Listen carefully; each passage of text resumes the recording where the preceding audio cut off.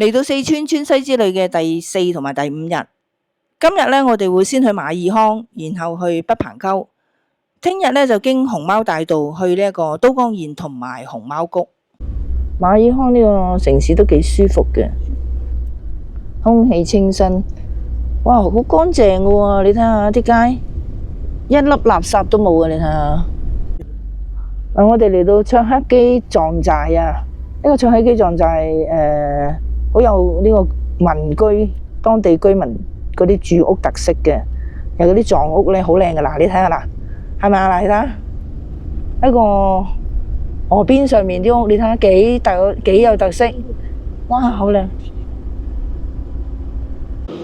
我哋今日嚟到呢一個係距離馬爾康8公里嘅，就叫做卓克基土司官寨。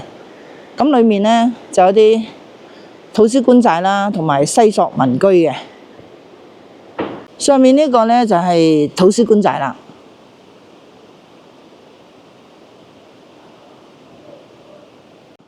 我哋今日呢，就去北鵬溝之前呢，就經過呢度呢，就係停一停觀光一下。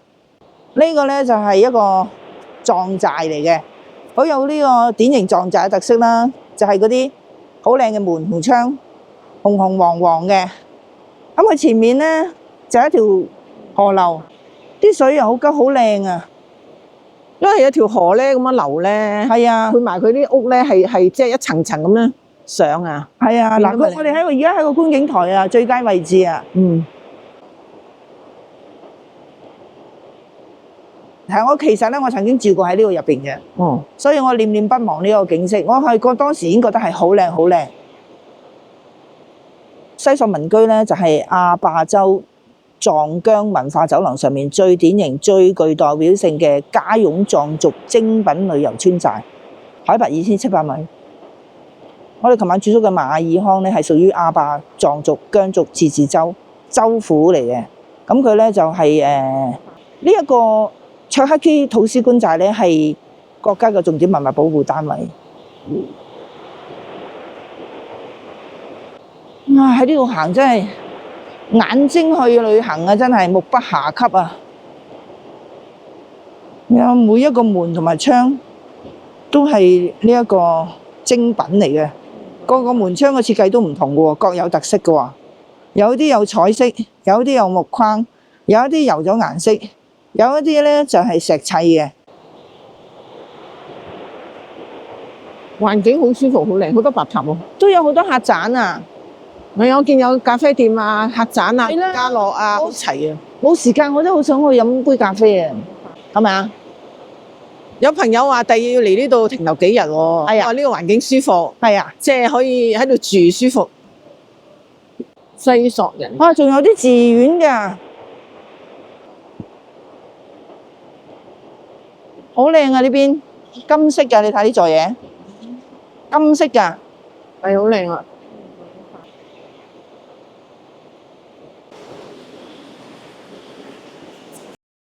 呢個已經係一個民宿嚟㗎啦，官寨人家。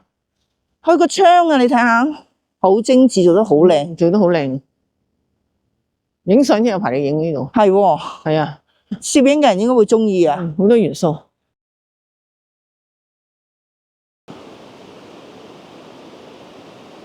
我哋而家過河過去對面。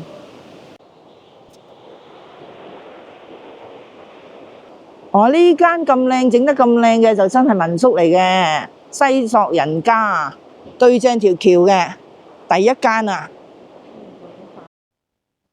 嗱，呢啲藏式嘅建築啊，門口啊，個門邊嗰度都有4、5條木邊啊，全部咧有晒呢啲彩繪啊！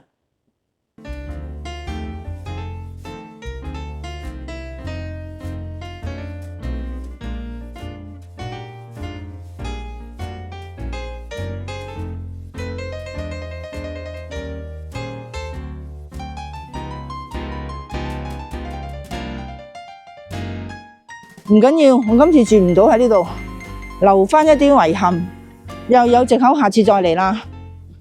下次再嚟就會住喺呢度噶啦。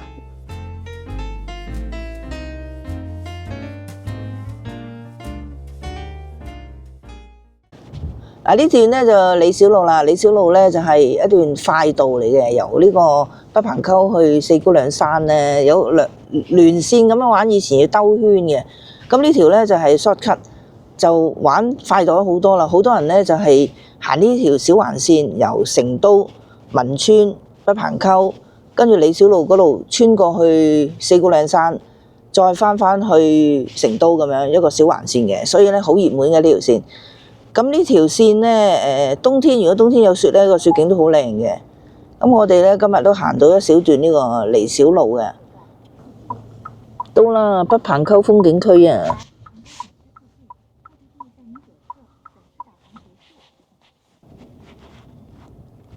好大個停車場啊！可想而知咧係有幾多人嚟玩啊！好多旅行團都會嚟嘅，因為我比較近成都啊，所以好多人咧假期都會嚟玩嘅。好啦，我到了北棚溝，哇，好凍啊！一落地嚟到呢個北棚溝，明顯咧好凍好凍啊！咪暖好多塊面，暖好多啊塊面，係啊！咁多日咧都冇咁凍，呢度直情係赤嘅隻手啊！赤嘅手真係要戴手套啊！你睇下，原來而家負2至負6度咋？哇，負2至負6度啊！嗰度個寫住係啊！哇，好凍啊！咁啊，好彩阿多士啲裝備都 OK 嘅應該。好啦，我哋嚟睇下北棚溝嘅景點嘅收費啊！成人係70蚊，坐大巴車就係60。另外咧仲有2程嘅電瓶車嘅，每一程係來回30蚊嘅。所以好多人咧就話佢個門票貴，又要坐大巴車又要坐電瓶車，所以咧個交通係比較多啲嘅。咁長者有冇優惠咧？60歲或以上嘅老年人憑身份證咧係有免費嘅，小童咧就係35蚊。咁都係老規矩啦，佢係免門票，唔免呢個大巴車同埋電瓶車嘅，所以咧長者咧都係要俾呢個交通費82蚊。我哋第一程咧就係坐大巴車，然後又再轉大巴車，跟住再坐2程電瓶車，總共4程景區嘅交通工具。哇！天朗氣清啊，今日正喎今日。大巴車咧而家停呢個地方咧就係叫龍王海。咁我哋陣間會再坐大巴車去第2程嘅。咁呢度龍王海咧，我哋可以影下相啦。呢一個海子好靚啊，好大嘅，風光已經係好靚啦。但係咧就話越往後越入去入邊咧係越靚嘅，所以我哋呢度咧唔會停留幾耐啦，影張相我哋就走噶啦。個陽光好猛啊，一定要戴太陽眼鏡啊，大家嚇，因為咧都好傷眼睛嘅啲陽光。我哋而家係第2程大巴車啦，2程大巴車2程電瓶車，總共係4程車嘅，而家係第2程嘅大巴車啦。坐大巴車嚟到第2個站咧，就係叫上海子。呢度咧有好大個接待廳嘅，可以食午飯。你可以選擇喺呢度食午飯，或者上到上面咧都有一個地方食飯嘅。呢度咧接待能力強啲。好啦，咁呢度咧係好大個食飯嘅地方啦，成個飯堂咁樣樣。咁呢度咧有啲咩食咧？有飯食嘅，碟頭飯、麻辣牛肉套飯35，番茄牛肉套飯35，全部飯都係35噶啦。麵係20蚊嘅，飯係35蚊。呢個雞雜麵20，番茄牛肉麵20蚊份，麵係20嘅。另外有啲包子啊，小籠包啦，土豆、粟米10蚊一個，糯米雞都有啊，20蚊，流沙包都有啊，20蚊，燒賣，新鮮炸嘅呢個薯塔8蚊。好大個飯堂啊！因為旺季嘅時候係好多人嘅。肉醬粥麵、肉醬拌麵，辣椒嘅本身我叫佢唔好落辣。哦，20蚊啊呢個魚香肉絲蓋飯啊，即係碟頭飯啦。咁啊呢個應該係唔辣嘅。咁嚟川藏啲地方咧，一個青椒肉絲，一個魚香肉絲啦，都係比較穩陣嘅。仲有一個例湯嘅，咁我呢份咧就係35蚊。雪菌啊！雪菌肉碎啊！嚟到呢度咧都要成3000嘅，會有高反嘅。嚟到呢度已經有高反啦，有人已經唔舒服，你要吸氧啦。一路行咧就一路都要吸呢個氧嘅。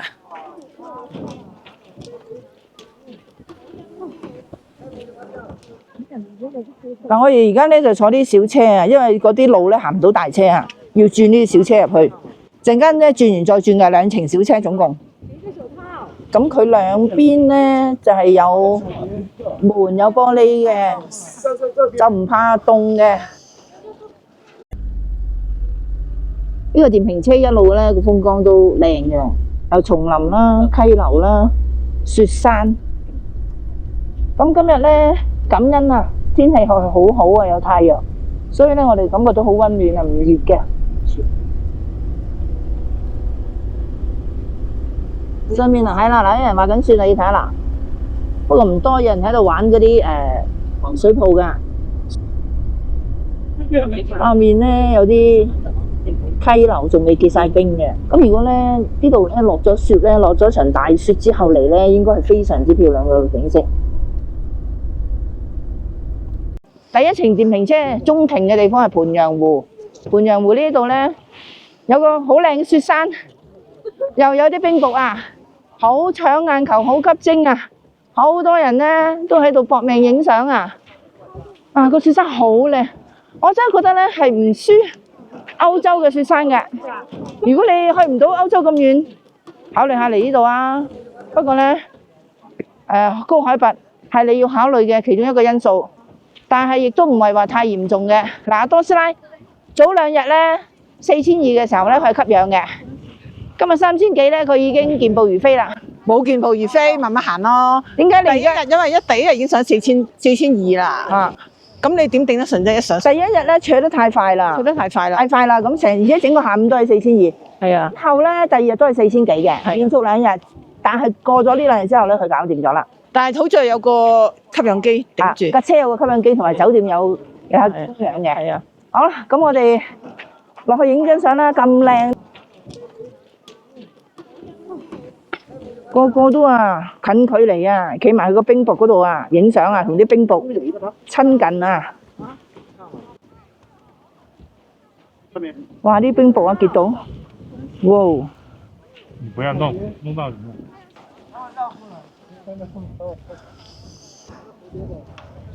好靚嘅雪山景色啊，比起琴日仲靚喎。係啊，仲靚啊！要收錢嘅景點咧，真係要收錢嘅。啲人有時嫌貴。俾咗錢咧，啲風景係靚啲嘅，係值得啲嘅。呢度咧係啊，好啱細路仔啊，玩啲電動車啊，哇！帶小朋友嚟都得喎，你睇下，佢哋玩得幾開心。如果喜歡我哋嘅影片，歡迎點讚、訂閱同埋分享，因為你哋嘅支持係我哋創作最大嘅動力嚟㗎。呢個小朋友啊，去前面呢一個滑冰場嗰度玩啊，幾開心啊！你睇啲小朋友。小朋友原來都啱玩嘅喎，可以玩頭先嗰啲滑雪圈啦，同埋啲電動車嘅。坐咗1程電瓶，而家係第2程電瓶，亦都係30蚊來回嘅。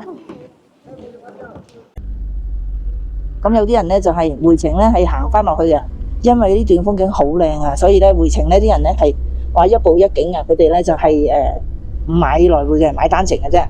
但你要時間夠咯，遊玩時間我哋咧就唔係好夠啦，所以我哋買來。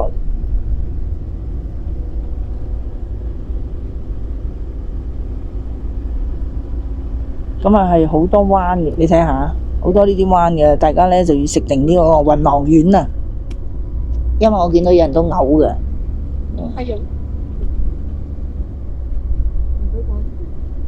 一排排嘅雪山啊！係一整列嘅，唔係一個啊！你睇下，全部個雪山頂咧都係鋪滿咗白雪噶，好靚啊！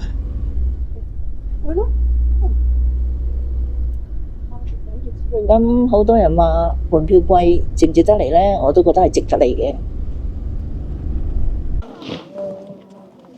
好啦，到咗北棚溝最核心、最上面、最入邊嘅位置啦。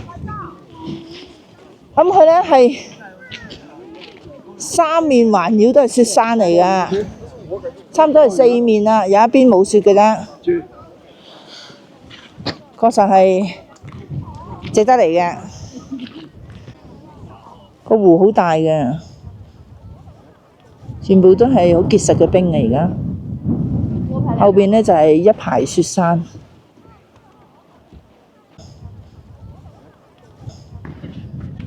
咁我隻腳呢都落咗個發熱墊㗎，因為隻腳呢踩落去個冰面嗰度呢好凍啊。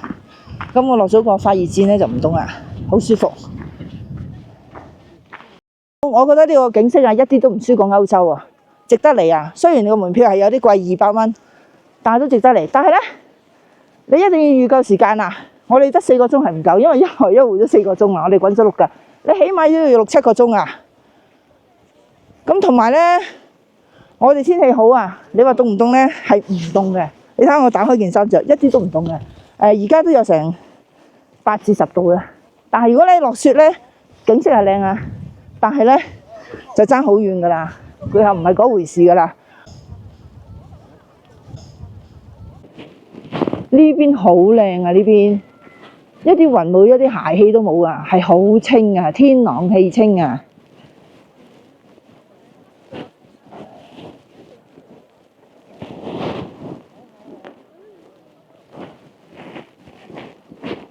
呢邊就爭少少啦，呢邊。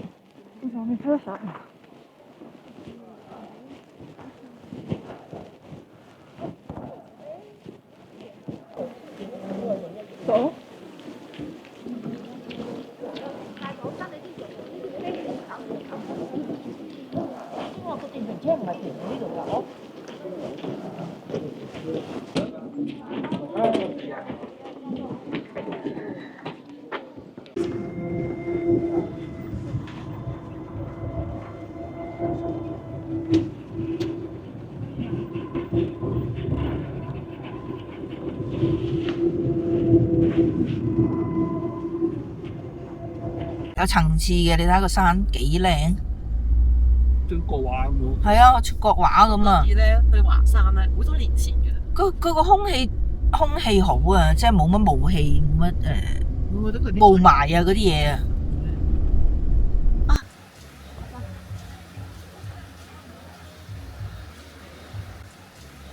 就喺個馬路邊啦。啲人咧動腦筋做生意啊，揾啲水咧射上去啲樹啊嗰啲咁樣咧，令到佢結冰咧，形成咗一個人造嘅冰瀑啦。於是咧吸引到啲人嚟影相啊。5蚊一個，都好多人入去玩啊。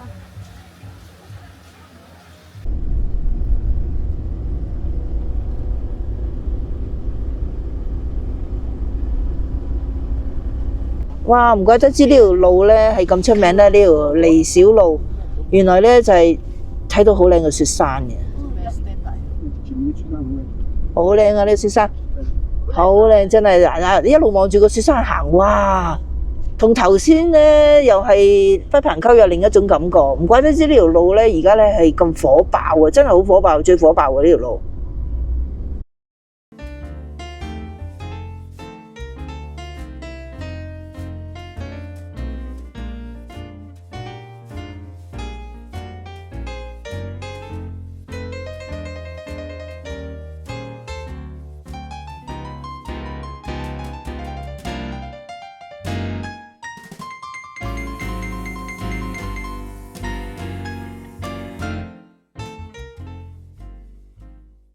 哇，好靚好靚嘅雪山啊！嗱，你睇下呢條離小路啊，絕對值得嚟啊！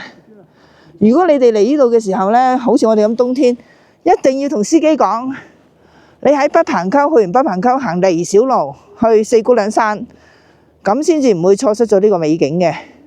雖然呢，我哋頭先喺北棚溝都睇到雪山，但係睇唔厭嘅，仍然係覺得咁靚，好靚啊！呢度你睇下咁近距離睇嘅雪山，仲唔使行上山睇嘅先？係啊，幾好啊！頭先仲要喘氣，而家唔使啊！公路邊嚟嘅，仲有咁大個位，我諗佢係會起一個觀景平台咧，係我嚟俾人哋睇風景噶。鋪晒喺度啦，係啊，準備整觀景平台。嗱，我就覺得四川咧係值得嚟嘅。值得嚟。我覺得四川好玩。因為佢個旅遊發展好成熟啊。係啊，嗱，你租車咧，租車有晒嗰啲合同簽咧，我覺得好好啊。係啊。哇！我想跑啊，真係想跑啊！唔好跑啊，高板啊！嗱，你睇下條路，你睇下一路咧，頭先我哋觀景台玩完啦，而家落咗嚟咧，上車咧，繼續係望住呢個雪山嘅，係啊，食埋宵夜啊！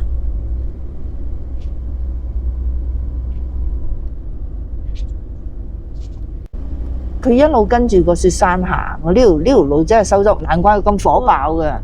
佢咧，如果週末啊，呢條路咧，啲人啊喺成都好早啊6點鐘要出車，因為咧就會堵車噶啦，就話塞車噶啦。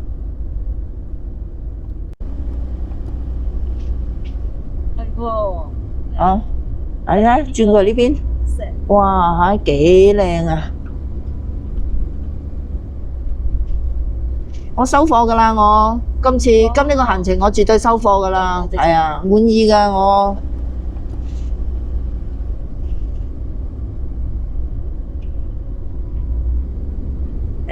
嗱咁凍天氣買咁多裝備嚟嗰陣時都覺得，哎呀咁辛苦係咪唔應該嚟咧？做咩要揾咁辛苦？點解唔夏天春天嚟咧？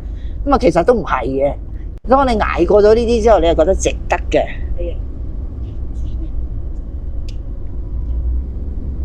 照山頂啊！而家好似黑白水。哦，即係佢每轉一個彎都係唔同嘅，變咗個風光。每轉一個彎都靚嘅，嗱又轉彎啦，而家係咪？唉，你準備啦。嗱又輪到呢邊啦，好忙咯。上天係，哇好靚啊呢邊，好靚啊呢邊！快啲，哇好靚，快啲影。嗱你睇下我啲同伴幾興奮，你睇下，佢哋平時咧就瞓覺嘅，呢程咧係眼都未眨過。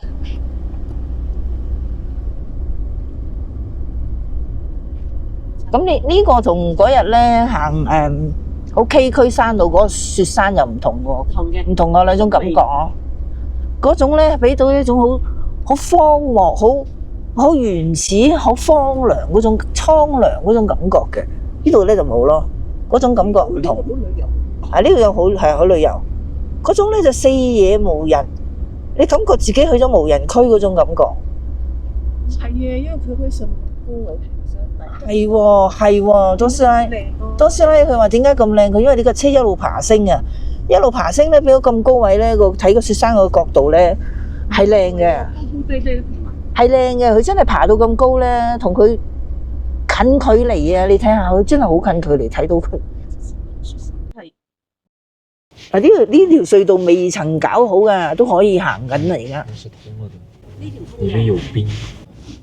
裏面有冰啊，還沒有通車這個。通了。通啦，只是裡面有冰，他不讓我們走那裡面。呢條係施工嘅，即係啲工程嗰啲隧道嚟嘅。嗰條咧就正式嗰條隧道咧結咗冰，就唔俾行就。現在這下面也是凍土。哦嗱，你睇下見到條路咧都係冰嚟嘅，你睇下啦，佢俾佢哋行呢條施工嘅隧道嚟嘅，係啊。地上面啊，睇下，大家睇下，全部都係冰嚟嘅，睇唔睇到啊？結晒冰啊呢度。咁其實咧，如果佢真係好凍嗰時，其實呢條路可能行呢條路咧，必須要上雪鏈嘅。哇！仲要轉彎添啊！你睇轉翻過去原嚟嗰條隧道啊，係啊，正式嗰條行車隧道咯。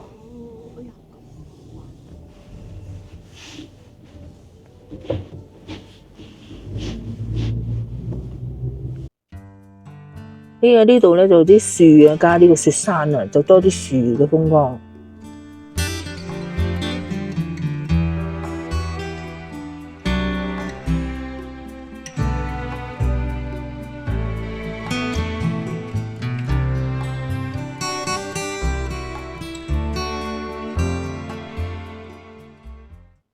我哋今晚住宿就係呢間啦，呢一座啊。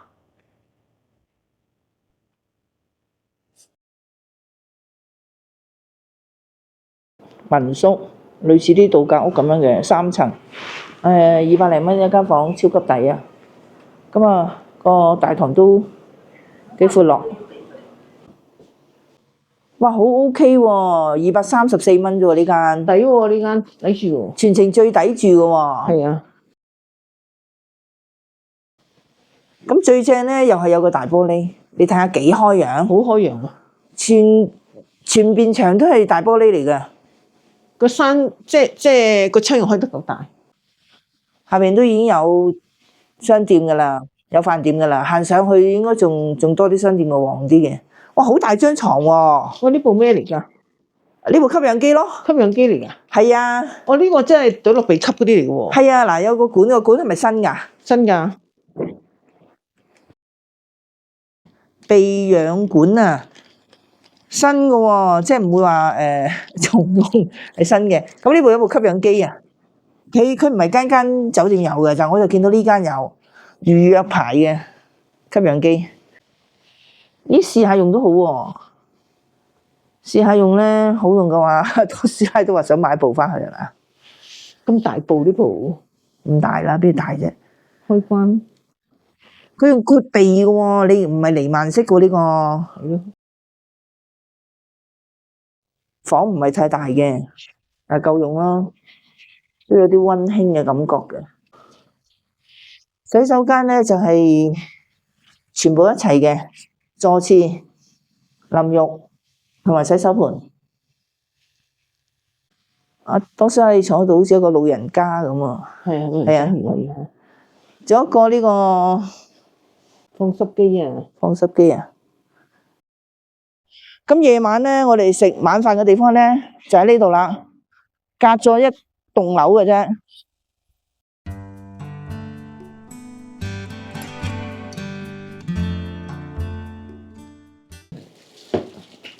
呢個咧就係小炒牦牛肉啊！咁佢咧係牦牛啊嘛，我哋想試下食呢個牦牛同我哋啲牛嘅分別啦。咁同埋咧，佢都幾大碟，都幾多牛啊！48蚊抵食啊！呢個呢一個係雞湯鍋啊！我哋咧就想凍啊嘛，想食個雞火鍋。咁啊入邊有啲山藥雞，我哋再叫啲豆腐青菜。雞嘅湯底係嘛？係咪成隻雞咧？我哋呢個係小鍋嚟嘅，148蚊呢個鍋148。咁佢咧就我哋做唔辣嘅，嗱都幾多肉啊？雞都好腍啊，雞都。雞好腍啊？好腍。好食啊？有冇雞味啊？有。好食喎，好香牛味喎。好香牛味，我覺得個牛肉好好食，超級好食。嗱呢個牦牛肉，但係有啲咧我食過係韌嘅，但係今日咧呢個咧係超級好食。一碟牛肉，一個雞湯鍋，仲有3碟嘅素菜、豆腐啦、蘿蔔。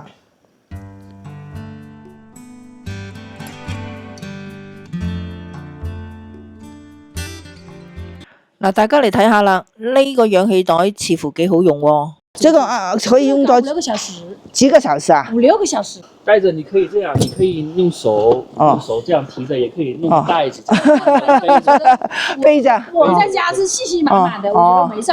結果帶海螺哥，我暈得不得了，又吐又。暈到不得了，有沒有用啊？用這個？有用啊！哦，今日本嚟我哋係去四姑娘山嘅，但因為多師奶唔舒服，所以我哋就係改為去都江堰睇熊貓。嗱，我哋今朝嚟到呢一個叫做貓鼻梁呢個服務區啊，咁做咩咧？就係要遠觀呢個四姑娘山。多師奶點解係喺呢個服務台睇嘅咧？關我事咯，因為我高反嘛。琴晚高反啊。你之前都冇咁嚴重嘅，點解琴晚反而嚴重嘅咧？就係之前冇乜嘢啦，咁啊掉以輕心，琴晚就洗頭啦。係啦，洗頭就唔得啦。之前我哋唔敢洗頭嘅，係啊。咁琴晚咧就因為覺得適應咗啦，又冇乜唔舒服咁。同埋佢見低翻啲啦嘛，3000幾。係啦，低翻啲都以為冇嘢咯。 3000鬆啲啫嘛，3000頭啫嘛。係啦，咁啊呢個真係反面教材喎，係嘛？係啊。今日有個附近阿小龍司機話帶我哋去睇一個好大個熊貓園。係。好啦，咁我哋去睇熊貓啦。車上面啊都有靚風景啊！打開個車窗，你睇望下呢片雲海。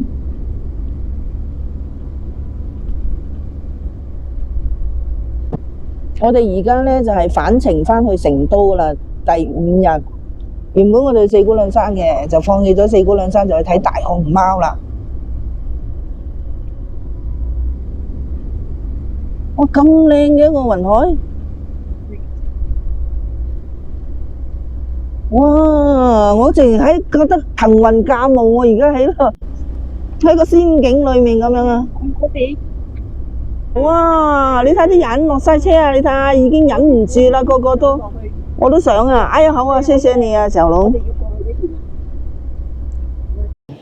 所有人啊，都係忍唔住要停低落車嘅，影相嘅。我哋都唔例外啦，我哋而家要落車去影啦。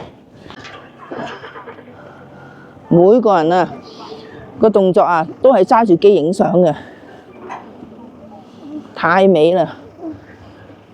我人生都第一次見到咁靚嘅雲海，有雲海我見過啊，但係冇見到咁靚嘅，第一次見到咁靚，又要感恩係好太陽、晴朗嘅一天，所以呢係特別靚嘅呢個雲海。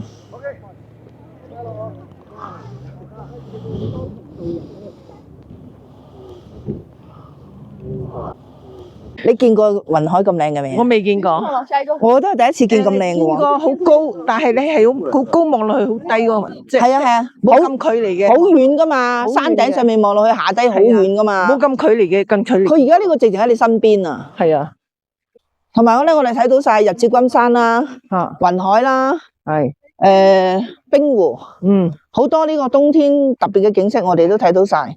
所以咧，我哋係覺得好開心。幾靚呢，望落去。感恩收貨嗰個位，呢個位嗬，哇，成個海咁，似唔似海洋？海咯，咪叫雲海就咁咯。係咯，佢呢度冇雪山爭啲，頭先有個雪山襯埋添嘛，係嘛？係啊，後邊係雪山嚟。感悟到一個道理啊！有咩感悟啊？我覺得咧，真係，我經常都講嘅呢句說話：塞翁失馬焉知非福。係。今朝你咪唔舒服，冇去四姑娘山嘅，好似留咗啲遺憾咁嘅。但係而家又好啊，睇到呢啲。但係咧，上天對我哋不薄，俾咗個補償我哋啊，俾咗一個咁靚嘅雲海我哋。如果我哋入咗四姑娘山，我哋就睇唔到呢個噶啦。所以咧，唔好強求咯，隨遇而安，隨遇而安係。一樣咁靚，行過啲都一樣咁靚，你睇下。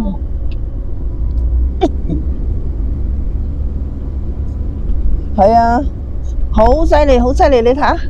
哇！我直情好似一個海咁樣嘅喎，海子咁啊，好似。係啊，你睇下。哇！真係。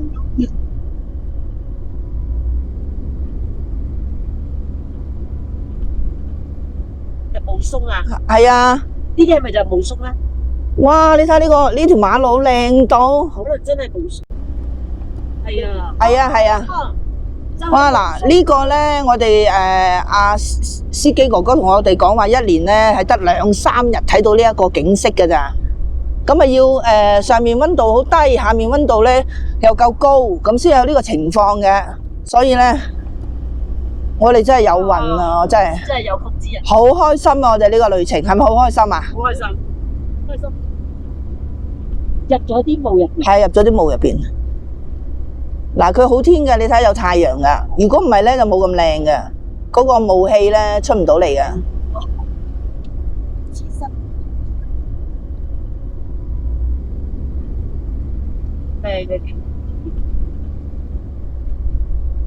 魚墮5里霧中噶啦。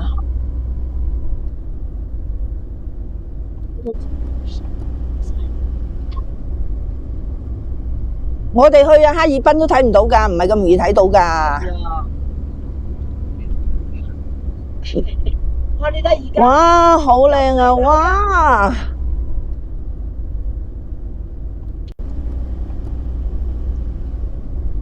我哋係咪劉姥姥啊？哇，錯咗啊！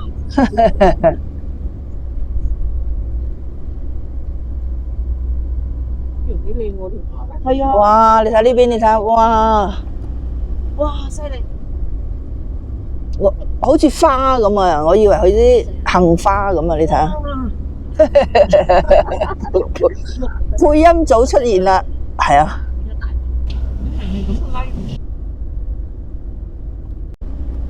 熊貓大道。哦，熊貓大道啊咪？哦，熊貓大道啊。係啊。我覺得似梨花。你覺得係？梨花白色都係差唔多，感覺遠遠你就覺得佢似梨花。嗱，嚟到呢個熊貓高啊，未曾入去觀光，多斯拉已經咧一支箭去咗購物啦。你睇呢啲熊貓帽幾得意，有啲狐狸嘅，幾多錢啊55， ？55。然后这个这个是另外一款，这个耳朵会动，这65。耳朵會動㗎。这個就跟那個石是一樣的，但是它的那個毛要更軟一點，然後耳朵會動。哦，呢度手裏有一個泵嚟嘅，一捻佢咧個耳仔，幾得意嘅，咁係。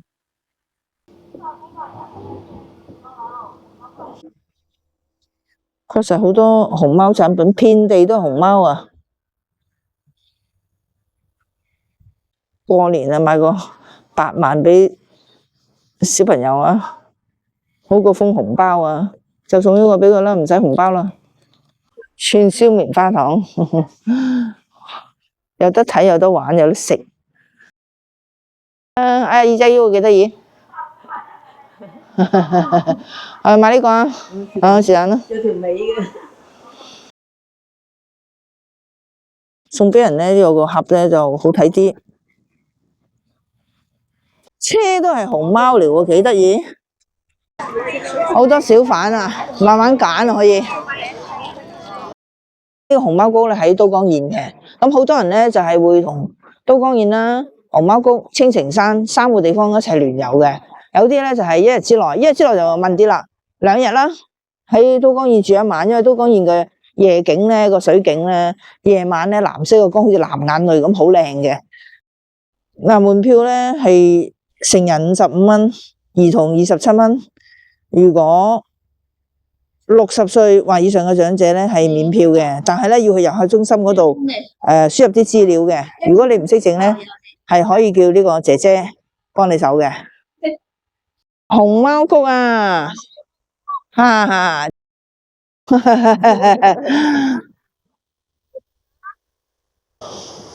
熊貓谷環境都唔錯嘅，小橋流水，有山有水。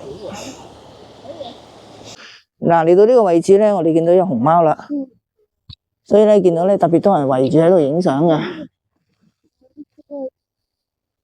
睇下先，今日熊貓呢一位住客係叫勇勇啊。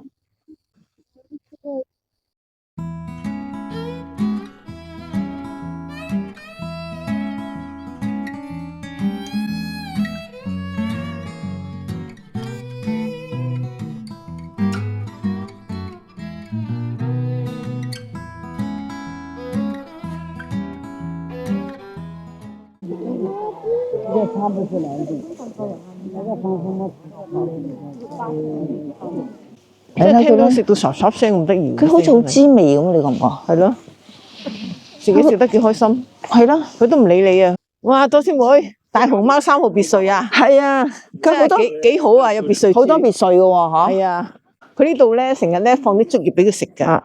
咁你咪睇到佢食嘢咯。佢頭先食嘢嗰時個形態好得意啊，好得意，好得意，仲要食得好滋味㗎。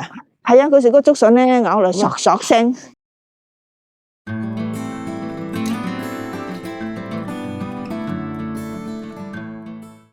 可以，你睇好近距離。佢一時放呢個頂放咗食物喺度，嚇，咁佢走嚟食，咁喺度爬嚟爬去，你咪睇到咯，係咯，相咯。嗱，你睇下嗱幾近距離嗬，而家冇啊，不過頭先見到好多次啊，好近距離啊，真係影到嘅。嗱，你睇下幾近距離。咁你都有啲咁樣嘅架空步道嘅，啲木板道咧喺啲樹林度咧，啲竹樹啊，環境咧好舒服嘅，好配襯到呢個熊貓生活喺呢度嘅大自然嘅感覺咯。